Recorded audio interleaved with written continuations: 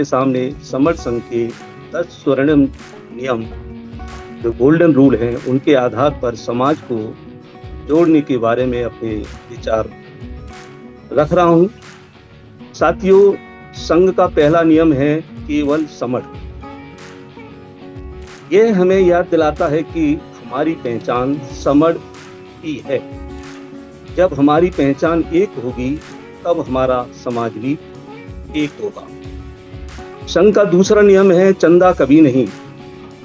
जहाँ चंदे का आग्रह नहीं होता वहाँ सेवा निस्वार्थ होती है।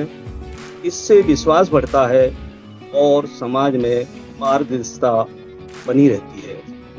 साथियों, संघ का तीसरा नियम है जाति अभ्यास कभी नहीं। समर संघ में कोई ऊंच नीच भेदभाव, जातिगत भेदभाव नहीं है।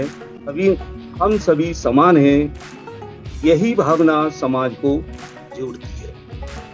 चौथा नियम है संघ का केवल संघवाद। संघ में व्यक्ति से बड़ा संघ है। यदि हम व्यक्तिगत मतभेद छोड़कर संघ हित को सर्वोपरि रखेंगे तो हमारी शक्ति कई गुना बढ़ जाएगी। संघ का पांचवा गोल्डन नियम है पद, प्रतिष्ठा, मंच, माला कभी नहीं। सेवा सम्मान पाने के लिए नहीं बल्कि समाज हित के लिए होनी चाहिए। जहाँ अहंकार समाप्त होता है वही सच्ची एकता जन्म लेती है।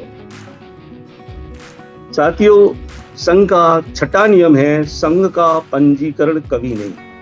यह नियम हमें बताता है कि हमारी असली ताकत कागजों में नहीं है बल्कि दिलों के रिश्तों में है। संघ का सातवां नियम है संघादेशे सर्वोपरि। संघ का आदेश सबसे ऊपर।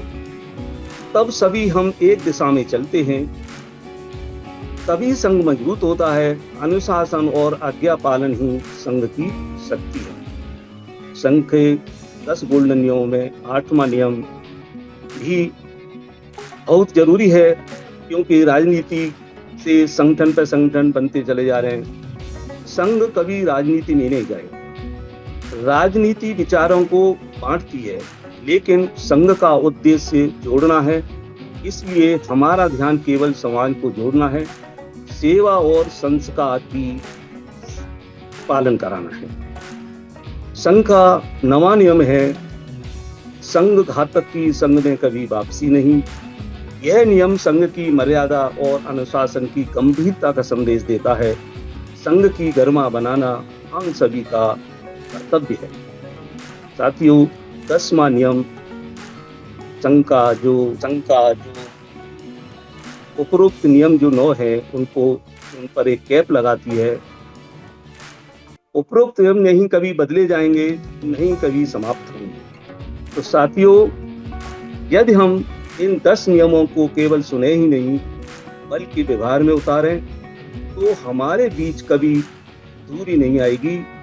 हम एक दूसरे का सम्मान करें, मतभेद होने पर संवाद करें, हमेशा संघ हित को व्यक्तिगत हित से ऊपर रखें।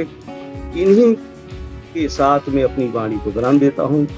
मेरे इन शब्दों से किसी को संघ को हानि हुई हो तो मैं सभी से क्षमा चाहता हूँ। संगम नमामि, संगम मातरम, संगम। Thank you sir.